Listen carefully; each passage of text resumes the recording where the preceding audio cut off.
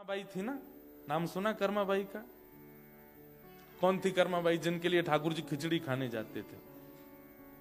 वो कर्मा बाई को पिताजी बोल के गए कि बेटा मैं जा रहा हूं तीर्थ यात्रा पे, तू ठाकुर जी की सेवा करना। और कैसे सेवा करना? बोले इनको पवा के ही पाना।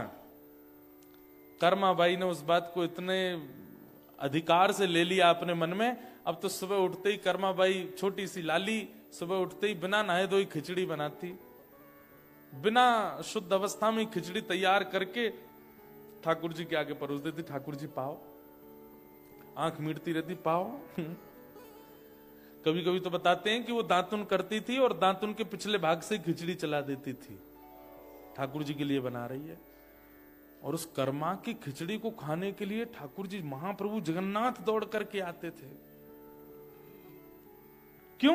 क्यों? सीधी थी, सरल थी, सहज थी, पवित्र, भले ही बाहर से ना हो भीतर से थी। ऐसी उनके विषय में कथा आती है कि एक बार कर्माबाई जब थोड़ी बड़ी हो गई तो राजस्थान की थी, और राजस्थान से फिर वो जगन्नाथपुरी चली गई। उनको किसी पुजारी ने जगन्नाथपुरी से आकर के कहा, कर्माबाई हम जानते हैं कि जगन्नाथ जी आपके पास खिचड़ी खाने आते हैं, पर आपको पता है राजस्थान से जगन्नाथपुरी कितना दूर है? ठाकुर जी दौड़ करके, भाग करके, बीच में कितने निष्ठुर मार्ग से ठाकुर जी आते हैं और आकर के यहाँ खिचड़ी पाते हैं, तुरंत दौड़ करके वापस जाते हैं और वहां पर ब्रह्म वेदी पे खड़े होते हैं। हमने दर्शन किया, ठाकुर जी को कभी यहां से छिल जाता है, ठाकुर जी के वस्त्र फट जाते हैं, कभी कुछ श्रम होता है। कर्माबाई बोली, ठाकुर जी इतने साल तक मेरे लिए यहाँ आए, अब मैं सब छोड़ के वहीं रहूंगी। तो कर्माबाई जगन्नाथपुरी चली गई, वहीं रहने लगी। तो ठाकुर जी बड़े प्रसन्न, अब तो मैया बगल में ही आ गई। तो सुबह सुबह मंगला में ही ठाकुर जी जाते थे। आज भी उस खिचड़ी का नाम कर्मा की खिचड़ी है, आज भी पाते हैं ठाकुर जी। तो एक महात्मा कर्माबाई के पास गए, और कर्माबाई के यहां रोज संतों की भीड़ लगती थी। क्यों? क्योंकि सुबह जब ठाकुर जी आते थे ना, तो ठाकुर जी का कुछ अवशेष उनके घर पर रह जाता था, उसका दर्शन करने आते। आज ठाकुर जी की माला रह गई, आज ठाकुर जी का वस्त्र रह गया, आज ठाकुर जी का चंदन रह गया, आज ठाकुर जी की सुगंधी घर में आ रही है। तो संत आते थे दर्शन करने।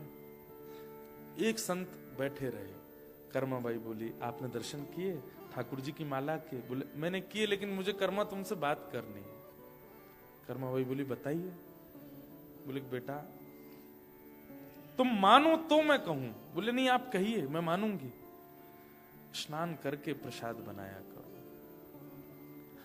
मैं महाराज जानती हूं, पर ठाकुर जी को प्रिय ही वैसे लगता है, मैं क्या करूं? सुबह उठते ही मैं खिचड़ी बनाती हूं, इतने में तो आ जाते हैं, द्वार पे खटखटाते हैं, खोलो।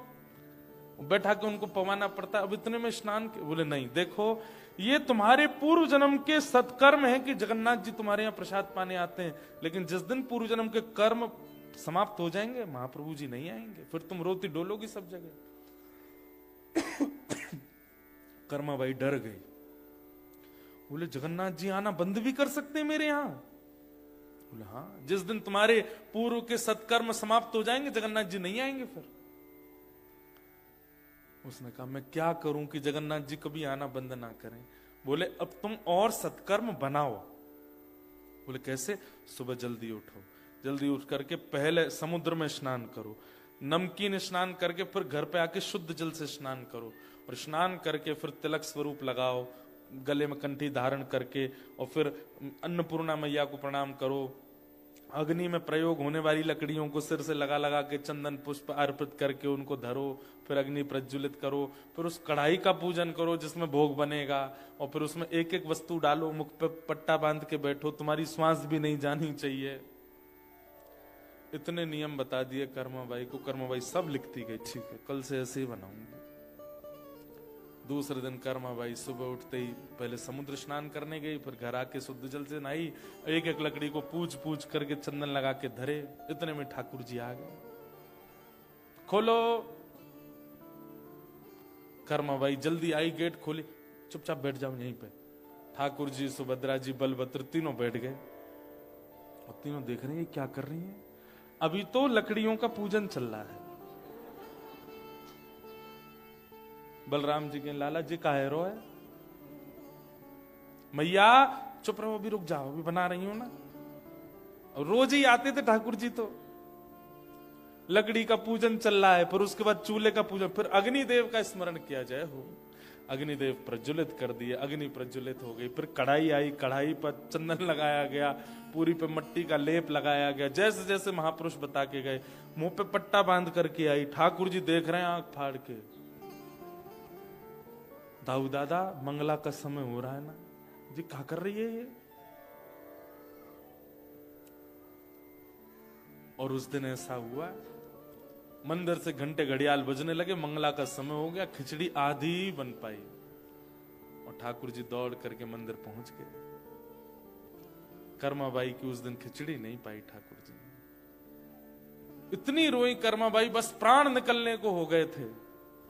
तब ठाकुर जी आए रात्रि में और आकर के बोले, मां मैं आया तो था, पर तू क्या कर रही थी? एक एक लकड़ी का पूजन कर रही थी, चूल्हा जला दे, उसका ये कर, चूल्हा में बर्तन पूज, ये सब क्यों करना था? और आज तू बड़ी नवी धुबी सी लग रही थी हमको। बोले, आज जैसे शास्त्रों में परंपरा है आपके प्रसादी बनाने की, उस परंपरा से मैं बना रही थी। ठाकुर जी पता क्या बोले? बोले, मां जो भीतर से पवित्र नहीं है ना, उनके लिए इतनी पवित्रता का विधान है।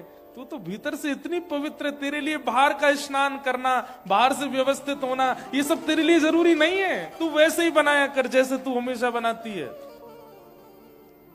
तू वैसे ही बनाया कर मां। और ये नाम कर्मा तभी पड़ा, उस दिन देरी जब कर रहे थे तो ठाकुर जी बोले, जल्दी कर मां, जल्दी कर मां, जल्दी कर, मंगला को समय है गो। इसलिए नाम पड़ा उनका कर्माबाई। और उस दिन से फिर से कर्माबाई बिना नहाए धोए बनाने लगे और ठाकुर जी पाते। इसका मतलब क्या है? ये शास्त्रीय विधान, अपरस की सेवा, स्नान करना, शुद्ध रहना, पवित्र रहना, किसी से छुपना नहीं, ऐसे रहना, अदब में बैठना, आसन लगाना, ये उनके लिए है जिनका चित्त पवित्र नहीं है। उनको बाह्य पवित्रता करनी पड़ती है, पर जो भीतर से पवित्र हैं उनको बाह्य पवित्रता की आवश्यकता नहीं होती है। तो यहां शौच का मतलब बाह्य पवित्रता नहीं, आंतरिक पवित्रता। और उसमें एक ही लक्षण आप ले आइए, यहीं से प्रारंभ कीजिए कि अब दोष देखना बंद कीजिए सब में। बहुत ज्यादा दोष जब आप देखने लगते हैं ना, तो वही दोष देखने की आपकी आदत बहुत सारे विकार आपके चित्त में ले आती है। नेगेटिविटी आ जाती है, विचारों की शून्यता आ जाती है, एंजाइटी होने लगती है, डिप्रेशन होने लगता है। एंजाइटी डिप्रेशन नाम नहीं सुने थे हमारे पूर्वजों ने। और आज कैंसर नहीं होता है, आज जुकाम नहीं हो रहा है, आज टाइफाइड नहीं हो रहा है, आज यही हो रहा है। और ये क्यों हो रहा है? क्योंकि मन पवित्र नहीं है, मन शुद्ध नहीं है।